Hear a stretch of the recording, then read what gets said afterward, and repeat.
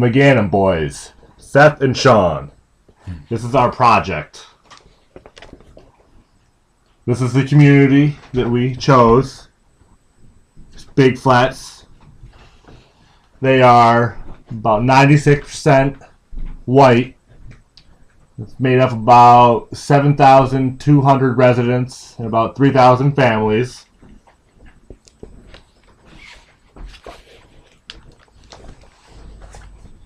These were just some of the literacy we saw in the community.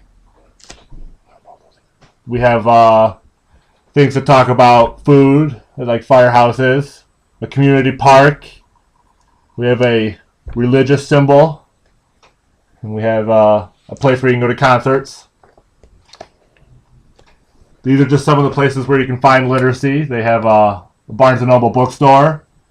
They have a mall that has lots of stores in it where they can find a ton of different types of variety of literacy. And you got your generic signs that are all over the place in every town. These were some of the things you can do in this community. They have a nice park that has a picnic area, a pavilion, a pool, restrooms, a camp, and a really nice overlook, which is where we got the picture of the community.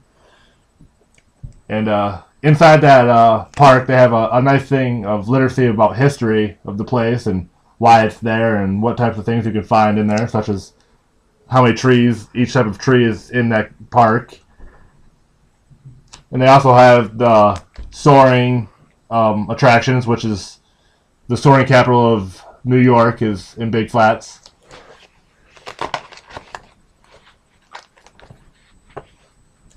Alright, this is our school. It's Big Flats Elementary School. They were meeting or exceeding all state standards in English language arts, math, and science. It's made up of about 423 students, and it's pre-K through 4th with 3 classes in each. And it's 94% white students with a mix of everything else. The school is only 1 floor with 3 main hallways. These were just some of the types of literacy we saw out in the hallways, mostly dealing with billboards and stuff. We liked all these because they're all throughout the school. They all talked about morals and attitudes and stuff that you should have in your everyday life, like honesty, respect, and fairness. These were we thought were interesting because they were visual along with literacy, so they gave a picture of everything. Instead of just telling you, it gave you a demonstration. And these can be found out through most of the school, but ones like these were in the younger classrooms, but this was in like a 4th grade classroom, and so was this. So it was interesting to us.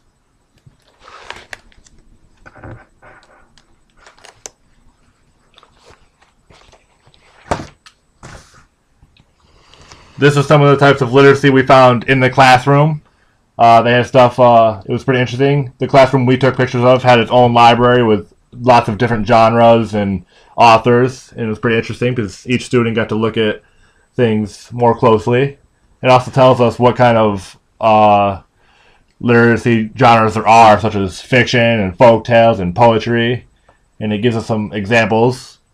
And this up here is what they use in the school. It's a Scott Forsman reading edition. They use it kind of, they're not strictly following it. They use it as an aid or a tool. So it was interesting because they had many other types of stuff. They used lots of whole group and smaller group instruction. They used writing and reading workshops a lot, which is interesting because students get to do whatever they want in those. Most often they can write and read about their own interesting things.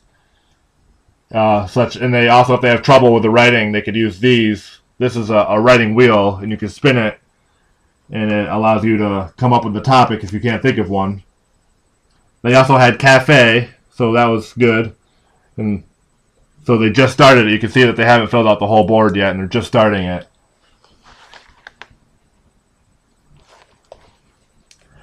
These were just literary reminders. So these were things that you could find throughout the school or in the classroom.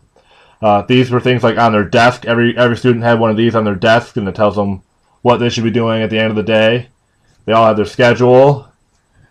And they all have these on their desks too, which is just it gives you good things to do when you're writing, like make sure you're doing ending marks and what types of ending marks you might want to use, and why you're writing something, the author's purpose.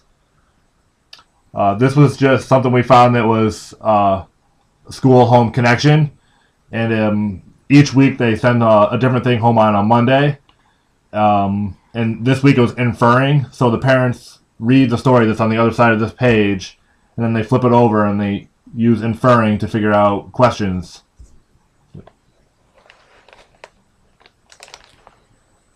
This was the interview we did. We mostly just talked about types of literacy and literacy instruction they use in the classrooms. You know, it was pretty interesting.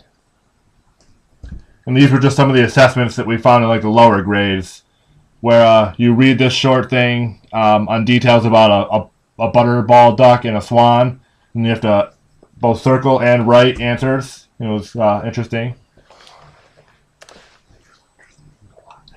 This is just another example.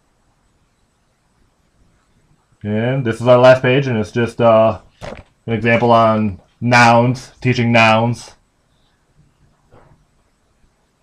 And that was our instructional inquiry. I hope you enjoyed it.